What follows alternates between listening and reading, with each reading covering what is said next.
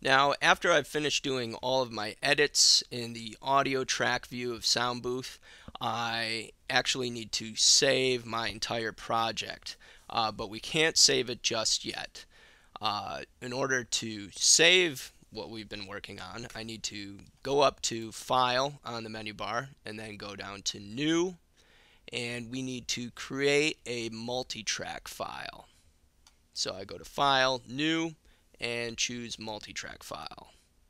And uh-oh, it looks like everything I've been working on has just disappeared. It hasn't.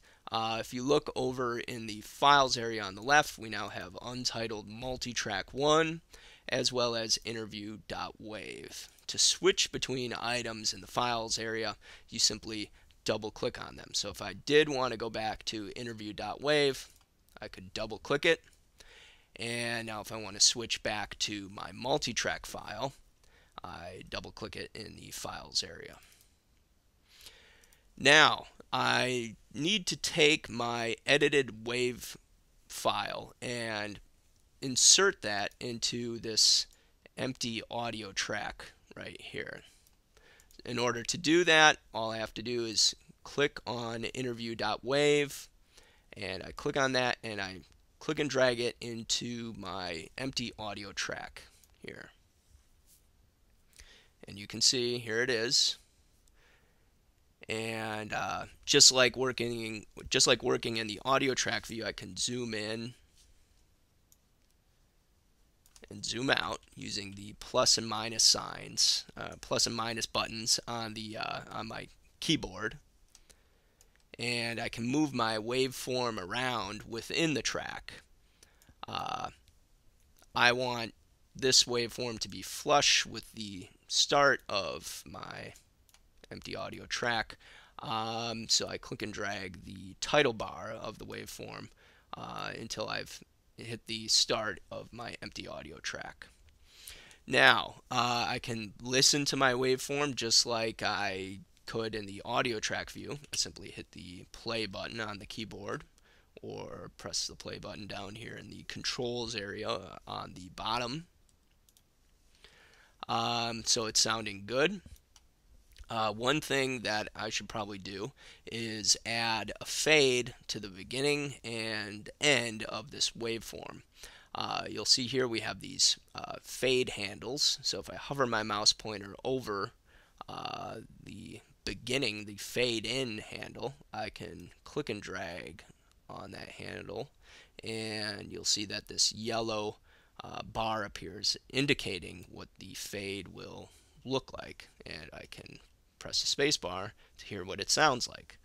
I don't want to do anything too crazy like this. That'll be a very long and gradual fade. I want that something a little more appropriate. So I create a slight fade at the beginning, and I make sure that my waveform is actually selected, because if it's not, I will not have those fade handles. So I click on its title bar. You can see it becomes highlighted, and the waveform is in effect selected. And then I can click and drag on the fade out handle as well.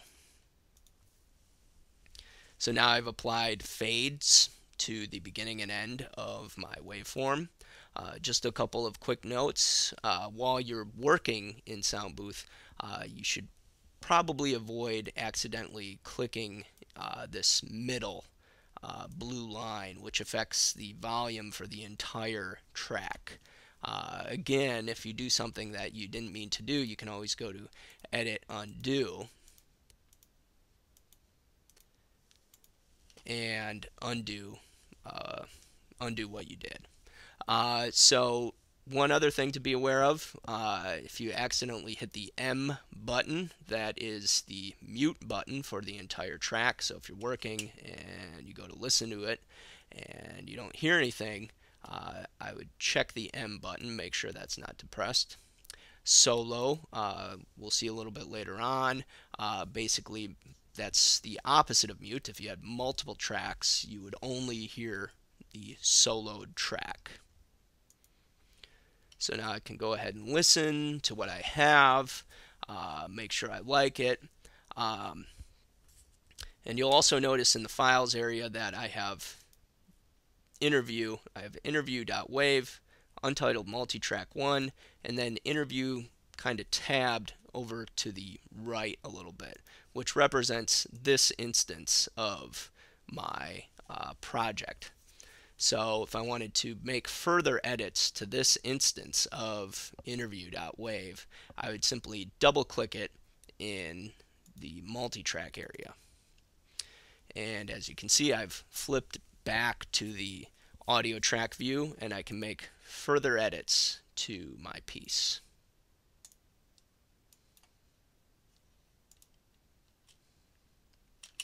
And now to get back to my multitrack view, I can either double click Untitled Multitrack over here in the Files area, or click the back button.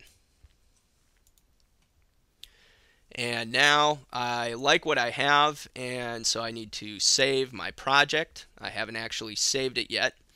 And SoundBooth is kind of weird. It won't let you do a save as until you've actually brought a waveform into the audio track area. It won't let you save your project until you've brought your waveform into an empty audio track.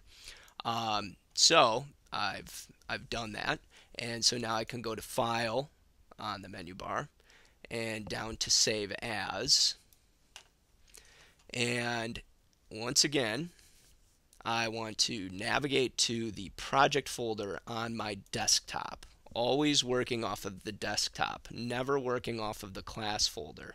So I go down to Desktop, I select my project folder, and then I'm going to give my project a name. And as always, I just recommend including the date. You may go back later, work on it, a week from now on 4/27, and do a bunch of edits and say to yourself, well, I kind of liked the 420 version a lot better. So you'll always be able to revert to this earlier version if you include the date. So here I have Jeff Project 420.11, saving it to the Jeff Project folder on my desktop. It is a .asnd file, an Adobe SoundBooth document. And then I'm just going to go ahead and hit save. And it'll take a few seconds to actually wrap everything up and save it to my project folder.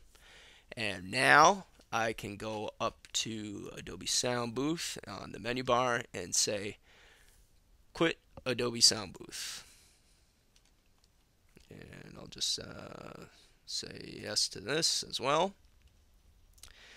And now everything has been saved to my project folder on my desktop. I can see the project file, the ASND file, as well as my WAV files. And now, before I actually log out of this computer and leave for the day, I need to move this project folder into my class folder. And this is really, really important. You never want to leave a project on a lab computer desktop. There's a chance it could get blown away. And so I basically want to move this into my class folder. Your class folder will be a folder with numbers. It will not be your login name. You have the Panther file folder mounted to your lab computer desktop. Don't move it there. Make sure you're always moving it to your class folder. So here I have the 204 folder. I'll go in the 204 folder. You should see folders for your classmates. That's how you know you're in the right spot. And here's my folder. So I'm going to open that up, and I'm going to move my project into my class folder. And when it's done, then I can log out of the computer and leave for the day.